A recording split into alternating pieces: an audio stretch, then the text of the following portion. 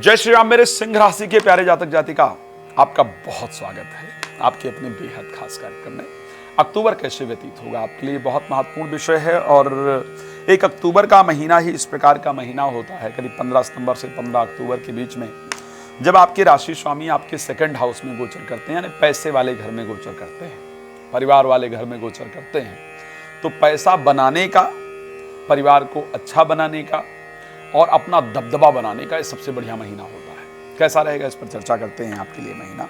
लेकिन सबसे पहली जानकारी जो मैं आपको देना चाहता हूँ ये है कि ये महीना बहुत खास है।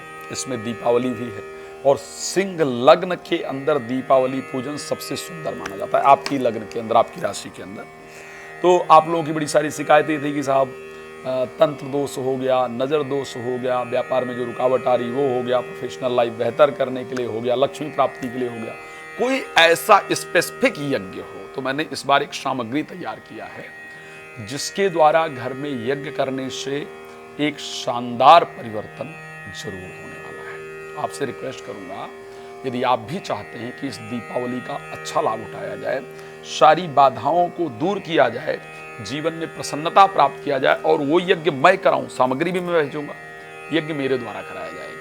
अगर आप चाहते हैं कि उस यज्ञ को मैं कराऊं, वर्चुअल यज्ञ होगा, तो आप मेरे साथ कॉल करके समय ले सकते हैं और अपने यज्ञ को घर में आयोजित कर सकते हैं। मैं आपके साथ कनेक्ट होऊंगा और प्रॉपर विधि के साथ, और पक्का कह रहा हूं, उसके बाद आपके जीवन में एक शानदार परिवर्तन आपको जरूर नजर आएगा। भगवान आपको प्रसन्न रखें, मेरी शुभकामना। श्री राम कथा, श्रीमद् भागवत कथा, श्री शिव महापुराण कथा अगर आप चाहते हैं कि मेरे द्वारा हो तो आप प्लीज़ मेरे साथ संपर्क कर सकते हैं। रात को 9 बजे, दोपहर को 12 बजे लाइव फ्री, और उसके साथ कॉल अपॉइंटमेंट लेकर के आप विस्तार से बात कर सकते हैं। अब चलिए आगे चर्चा कर लेते हैं, जो बड़ी इंपॉर्टेंट चर्चा जिसके लिए आज मैं आपके सामने हूं।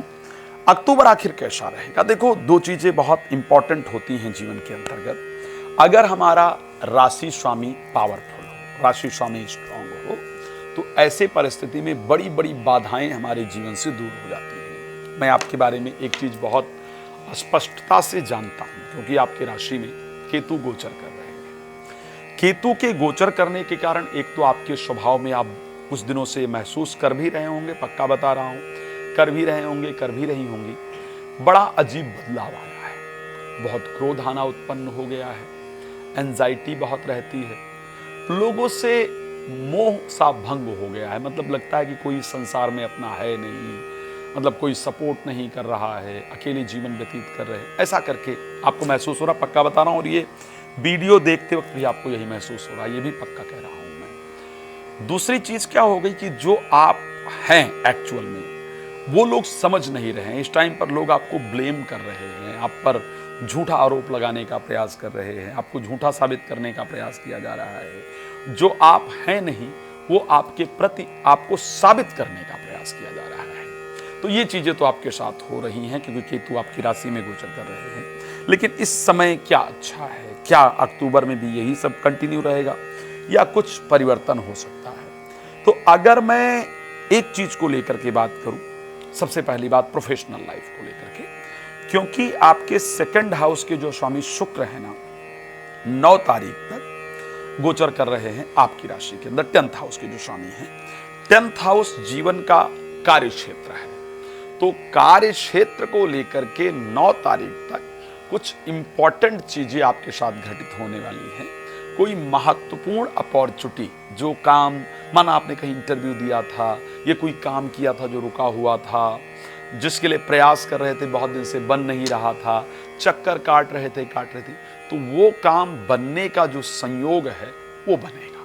ठीक है, करना पड़ेगा, भगवान सूर्य को जल देना पड़ेगा रोज, लेकिन उस काम के बनने का सबसे अधिक संयोग आपकी राशि में 9 तारीख तक नजर आ रहा है। जो काम पहले कर रखा था, उसके पैसे अटके हुए थे, कोई प्रॉपर्टी बेच रखा था, किसी को दे रखा था, जो भी पैसे कहीं भी अटके हुए हैं, उसके वापस आने का रास्ता, उसके वापस आने का सिलसिला वो प्रारंभ होगा तारीख 9 के बाद, जब शुक्र नीचस्थ खैर हो जाएंगे, लेकिन कन्या राशि के अंतर्गत चले जाएंगे। अब नीचस्थ जब हो जाएंगे तो आपको करना क्या होगा भाई? प्रोफेशनल लाइफ में एक बात मेरी बड़ा नोट करके रखिएगा, मेरा प्रयास रहता है कि आप सबका जीवन बेहतर हो, इस प्रकार की जानकारी दूं।